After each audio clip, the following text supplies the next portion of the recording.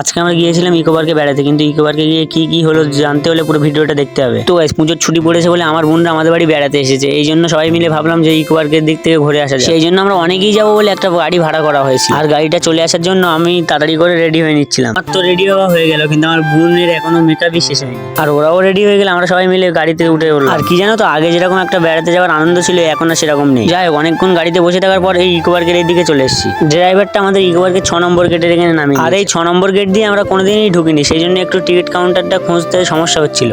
খোঁজাখুঁজির পর টিকিট কাউন্টারটা পেয়ে গেলাম, এই জন্য 10টা টিকিট কেটে নিয়ে ভেতরের দিকে যাচ্ছি। ভেতরে ঢুকে সর্বপ্রথম লক্ষ্য পড়লো এই ল্যাবটার দিকে, আর এই ল্যাবটার ভেতরে বড় বড় ড্রোন রাখা দিকে ওইদিকে যাচ্ছিলাম। আর তখনই মনে পড়লো ড্রাইভারের কথা, বলেছিল যে 1 নম্বর গেটে আমার গাড়ি পার্কিং এ থাকবে, তোমরা সবাই 1 নম্বর গেটে। যেতে একটু অসুবিধা হচ্ছিল, তো ম্যাপটা দেখে নিচ্ছিলাম। ম্যাপটা দেখে নিয়ে ওইদিকে যাচ্ছিলাম, আর ওইদিকে গিয়ে খানিক ফটো আর ভিডিও শুট করে নিচ্ছিলাম।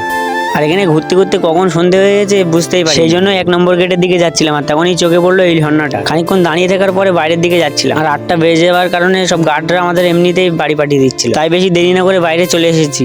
আর হ্যাঁ গাইস, পুজোর সময় কলকাতায় একবার হলেও এসো। পুজোর সময় সারা কলকাতা লাইটিং দিয়ে সাজায়, এই জন্য কলকাতাটা দেখতে খুব ভালো লাগে। তো আজকে ভিডিওটা এই পর্যন্ত। যেতে যেতে সাবস্ক্রাইব করাটা কিন্তু ভুলো না।